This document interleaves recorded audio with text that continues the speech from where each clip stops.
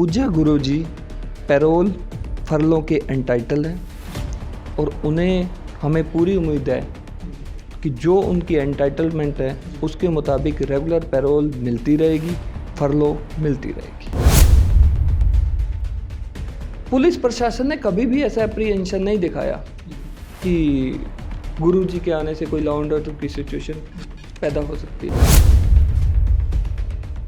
परिवार के अलावा वो किसी से मिल नहीं सकते, तो आप बताइए किस तरह से आपका इलेक्शन प्रभावित होगा, जिस पर वो अदालत को सेटिस्फाई नहीं कर पाए।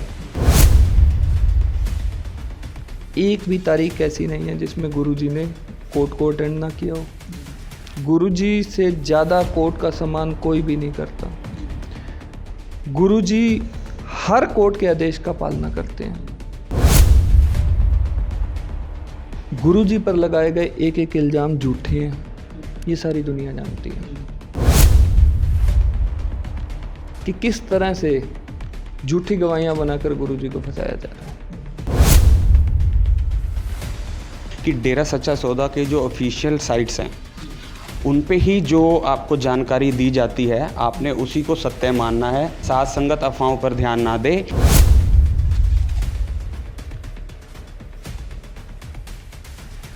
नमस्कार, सच कहूं देख रहे सभी ही दर्शकों का बहुत बहुत स्वागत है। आज हम चंडीगढ़ में मौजूद हैं और आज जिस विषय पे बात कर रहे हैं वो पूज्य गुरु संत डॉक्टर गुरमीत राम रहीम सिंह जी इंसा को जो फरलो मिली थी 21 दिन की, गुरुग्राम में उन्होंने 21 दिन बिताए थे, उसको लेकर काफ़ी सवाल उठे। क्यों दी गई फरलो, किस आधार पर दी गई, इन तमाम पहलुओं पे बातचीत करेंगे। एक निर्दलीय पंजाब से उम्मीदवार, उन्होंने भी एक याचिका हाई कोर्ट में दायर की थी, उन सवालों पे भी बातचीत करेंगे। हमारे साथ जो पूज्य गुरु जी के वकील हैं हरीश छाबड़ा जी मौजूद हैं और दूसरी तरफ जो डेरा सच्चा सौदा के प्रवक्ता हैं एडवोकेट जितेंद्र खुराना भी मौजूद हैं।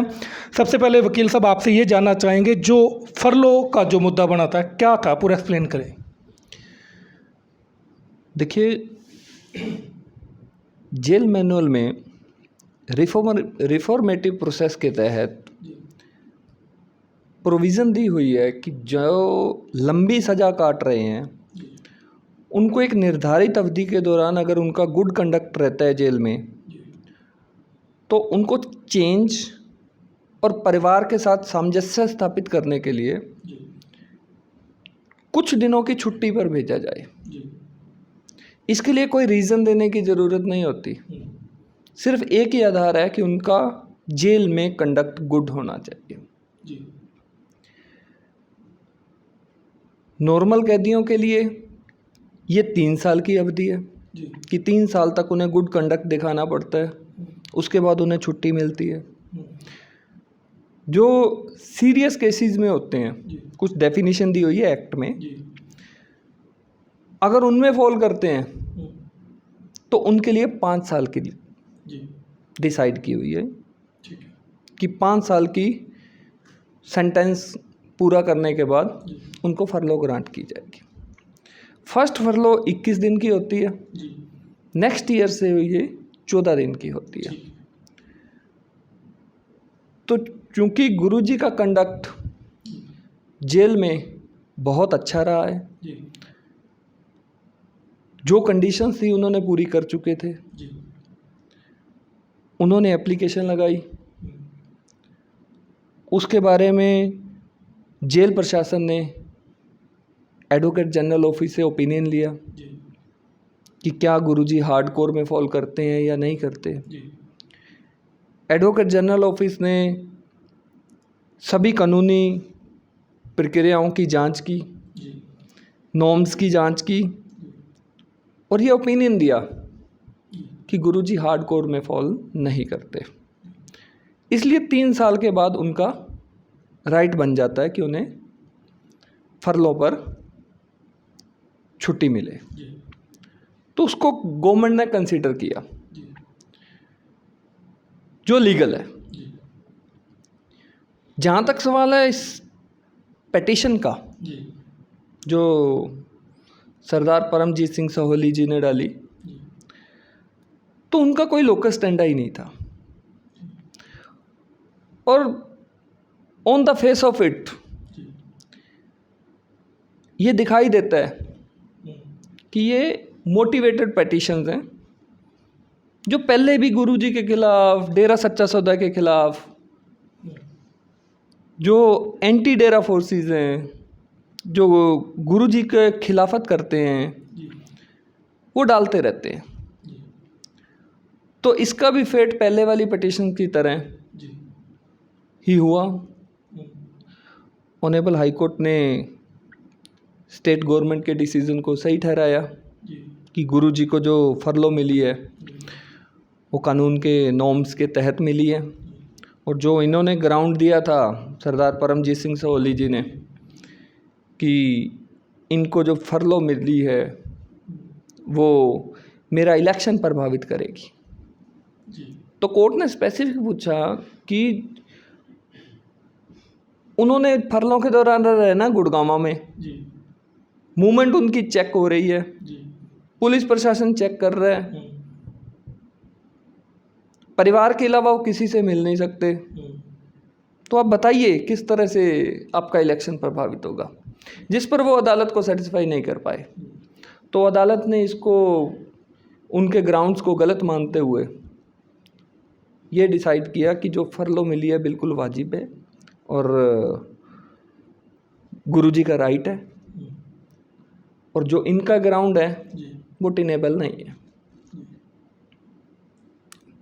तो सर, जिस पर जो अदालत ने आपने बताया कि वो बिल्कुल रद्द कर दिया, इस तरीके के कई और भी ऐसे सवाल निशान उठाते हैं कि कहते हैं कि लॉ एंड ऑर्डर का, कि इस तरीके में आप क्या कहेंगे भी अगर गुरुजी को फरलो दी गई, लॉ एंड ऑर्डर मेंटेन नहीं होगा सरकार के लिए, इस पे क्या कहेंगे? रविंदर जी, लॉ एंड ऑर्डर की जो ड्यूटी होती है वो स्टेट गवर्नमेंट की होती है। स्टेट गवर्नमेंट में एक मैकेनिज़्म बना हुआ है, जहाँ फरलो व्यतीत करनी है वहाँ के लोकल प्रशासन से, पुलिस प्रशासन से रिपोर्ट कॉल की जाती है, और उनकी रिपोर्ट आने के बाद ही पैरोल या फरलो ग्रांट की जाती है। और पुलिस प्रशासन ने कभी भी ऐसा एप्रीहेंशन नहीं दिखाया कि गुरुजी के आने से कोई लॉ एंड ऑर्डर की सिचुएशन पैदा हो सकती है। आपके सामने ही है, पहले भी गुरुजी मेडिकल ग्राउंड पे माताजी के ट्रीटमेंट के लिए एक एक दिन की पैरोल पर जाते रहे हैं, आते रहे हैं, कोई लॉ एंड ऑर्डर की सिचुएशन नहीं किसी तरह की। ये तो जो एंटी डेरा फोर्सेस हैं, जो गुरुजी के केसों को प्रभावित करना चाहते हैं, इन लोगों ने कुछ यूट्यूबर्स उनको यूज़ करके, छोटे मीडिया हाउसेस जो जिनकी प्रैक्टिस नॉर्म्स के अकॉर्डिंग नहीं है, उनको यूज़ करके अफवाहें फैलाते हैं, सिर्फ़ और सिर्फ जो कॉम्पिटेंट अथॉरिटी होती है उनका माइंड पॉइजनस करने के लिए, कि ताकि गुरुजी का जो राइट है, जो लीगल राइट है, उसको अफेक्ट किया जा सके। लेकिन कानून अपना काम करता है, तो कानून ने हर तरफ से देखा गुरुजी एंटाइटल थे, तो उन्हें फरलो मिली और आगे भी मिलेगी। एक हरीश जी, बहुत सारे लोगों को फरलो की जानकारी सही तरीके से नहीं है, क्योंकि आप इस पेशे से हैं, वकील हैं, उसके सही नॉर्म्स में अगर जानकारी आप बताना चाहें तो फरलो क्या होती है? जैसे मैंने आपको बताया कि जिनको लंबी कैद होती है, कानून में लिखा है कि 4 साल से ऊपर की कैद वाले, 4 साल से नीचे की जिसको कैद होती है उसको फरलो या पैरोल नहीं मिलती। जिनको इससे ज़्यादा की सज़ा मिलती है, तो एक पीरियड डिसाइड किया हुआ है कि अगर इस पीरियड के दौरान उनका जेल में कंडक्ट बहुत अच्छा रहता है और अधिकारी ये लिख के देते हैं कि उनका कंडक्ट बहुत अच्छा है, तो उन्हें परिवार से मिलने के लिए, समाज से मिलने के लिए, ताकि वो समाज के बीच में रहना सीखें फिर से, कि जब वो सज़ा काट के आएंगे तो उसी समाज में एस्टेब्लिश होना है, तो उन्हें छुट्टी पर भेजा जाता है एक पॉलिसी के तहत। इसके कानून बने हुए हैं, नॉर्म्स बने हुए हैं, उसके मुताबिक उनको छुट्टी पे भेजा जाता है, और इसके लिए किसी तरह का कारण की ज़रूरत नहीं होती। पैरोल के लिए कारण बताना पड़ता है, पैरोल के लिए स्पेसिफिक कारण लिखे हुए हैं। खेती के लिए पैरोल मिलती है, मकान रिपेयर कराने के लिए पैरोल मिलती है, बच्चों के एडमिशन के लिए पैरोल मिलती है, और कॉम्पिटेंट अथॉरिटी को कोई भी सफिशिएंट कॉज बताया जाए तो भी पैरोल मिलती है। तो हरीश जी, जिस तरीके से कोर्ट ने ये बात याचिका रद्द की है और एक कोर्ट ने ये भी कहा है कि पूज्य गुरुजी हार्डकोर क्रिमिनल नहीं है। क्या आगे भी इस तरीके के रास्ते उनके लिए खुले हैं? क्योंकि जो डेरा श्रद्धालु है वो एक उम्मीद जगा के बैठे हैं कि पूज्य गुरुजी के दर्शन उन्हें होंगे। देखिए, मैं आपके माध्यम से एक बात क्लियर करना चाहता हूँ कि पूज्य गुरुजी पैरोल फरलों के एंटाइटल हैं और उन्हें हमें पूरी उम्मीद है कि जो उनकी एंटाइटलमेंट है उसके मुताबिक रेगुलर पैरोल मिलती रहेगी, फरलो मिलती रहेगी। कुछ लोग ये भी कहते थे पूज्य गुरुजी कोर्ट का सम्मान नहीं करते। आप पैरवी कर रहे हैं, हर तरीक पे वो जाते थे या पहले भी जैसे कोर्ट केस चल रहे थे, उसके बारे में भी बताएं, क्योंकि बहुत सारे लोग ये कमेंट कर देते हैं कि डेरा कोर्ट का सम्मान नहीं करता, ये नहीं करता। देखिए, वो सिर्फ़ और सिर्फ डेरे की गुरुजी की इमेज को मलाइन करने के लिए किया जाता है और रेपिटेटेडली किया जाता है, बार बार करवाया जाता है। ये एक प्रेपोगेंडा के तहत, ट्रोलिंग के तहत करवाया जाता है कि गुरुजी की इमेज ख़राब हो सके। आप रिकॉर्ड निकलवाइए, रिकॉर्ड को टाइमलाइन बनाइए, चेक कीजिए, एक भी तारीख ऐसी नहीं है जिसमें गुरुजी ने कोर्ट को अटेंड ना किया हो। गुरुजी से ज़्यादा कोर्ट का सम्मान कोई भी नहीं करता। गुरुजी हर कोर्ट के आदेश का पालना करते हैं और जो इस तरह की छोटी हरकतें करते हैं उनका किसी तरह से कानूनी कार्रवाई पर असर नहीं पड़ेगा। उनकी कोशिश सदा असफल रही है। ये सारी गुरुजी के फॉलोअर भी जानते हैं, आप भी जानते हैं और हर व्यक्ति जानता है इस बात को।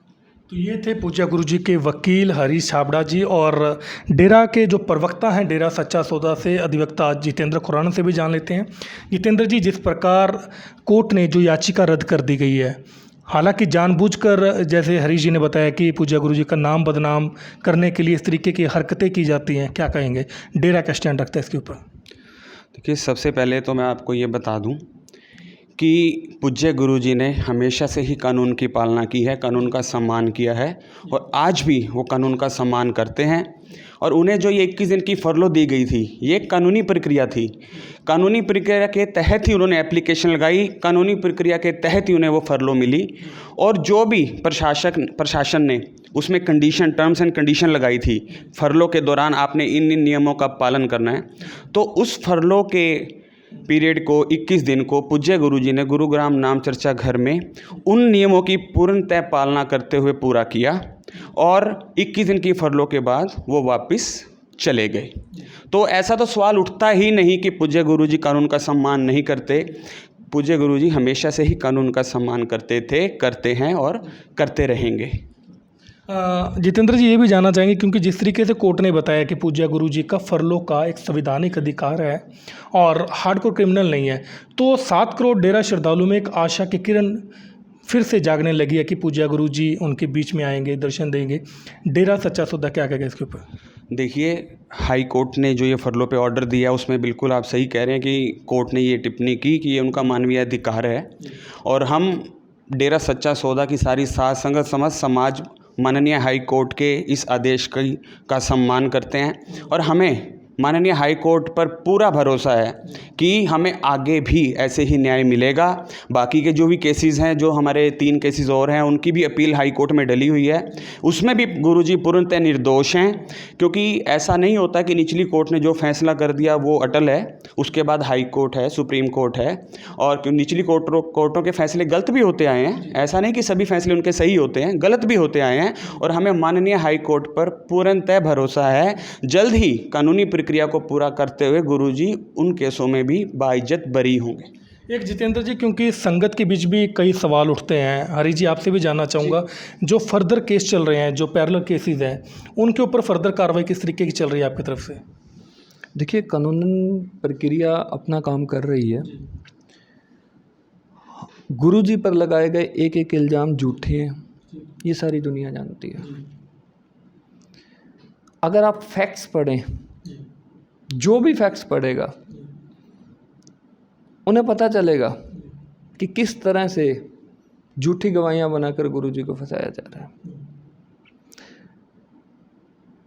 मैंने पहले भी आपके माध्यम से, सच कहूँ के माध्यम से, एक बार सबको रिक्वेस्ट की थी कि आप ग्राउंड्स ऑफ अपील पढ़िए, तीनों केसों के ग्राउंड्स ऑफ अपील पढ़िए, अपनी कॉन्शियस से पूछिए कि क्या गुरुजी को झूठा नहीं फंसाया गया। उनके फैक्ट्स आपको खुद ब खुद बोलेंगे कि यह अन्याय हुआ है, और हमें पूर्ण यकीन है कि अपील में हमारी सुनवाई होगी और पूज्य गुरुजी बिल्कुल निर्दोष साबित होंगे। जितेंद्र जी, आप प्रवक्ता हैं एक इतनी बड़ी संस्था के, जिसके 7 करोड़ फॉलोवर्स हैं, तो साथ संगत में बहुत सारे अनर्गल, कई बार अनऑथेंटिक चीज़ें चली जाती हैं, उनके बारे में क्या कहेंगे? क्योंकि फर्दर आज हमारा मेन मकसद यही था कि साथ संगत तक सही तरीके की जानकारी और ख़ासकर फर्लो की जानकारी उन तक पहुंचाई जाए, क्या कहेंगे? देखिए, मैं आपके चैनल के माध्यम से समस्त समाज को और डेरा सच्चा सौदा की साथ संगत को सिर्फ इतना ही कहना चाहूँगा कि डेरा सच्चा सौदा के जो ऑफिशियल साइट्स हैं उन पे ही जो आपको जानकारी दी जाती है, आपने उसी को सत्य मानना है। अफवाहें तो कोई भी कुछ भी फैला सकता है। साथ संगत अफवाहों पर ध्यान ना दे। जो भी सही जानकारी होगी आपको डेरा सच्चा सौदा के ऑफिशियल साइट्स पर मिल जाएगी, और आपने उसी पे विश्वास करना है। अफवाहों में ध्यान साथ संगत बिल्कुल भी ना दे। तो ये थे डेरा सच्चा सौदा के प्रवक्ता अधिवक्ता जितेंद्र खुराना जी, और पूज्य गुरु जी के वकील सीनियर एडवोकेट हैं हरीश छाबड़ा जी से हमने बातचीत करी। तो साफ तौर पर बातचीत में इन लोगों ने बताया कि जिस तरीके से एक निर्दलीय उम्मीदवार ने याचिका डाली गई थी कि पूज्य गुरु जी को फरलो किस आधार पर दी गई, उन सब सवालों को लेकर जो है हियरिंग हुई थी, कोर्ट ने साफ कर दिया कि पूज्य गुरु जी को संवैधानिक मानवीय अधिकार है कि उनको फरलो दी जाए, और आगे भी उनको फरलो दी जाएगी। और हार्डकोर क्रिमिनल पूज्य गुरु जी नहीं है, ये कोर्ट की टिप्पणी है। तो इससे साफ जाहिर होता है कि पूज्य गुरु जी बिल्कुल आने वाले दिनों में जो निर्दोष सबके सामने आएंगे। गुरकीरत संधू के साथ रविंद्र रियाज, सच कहूँ।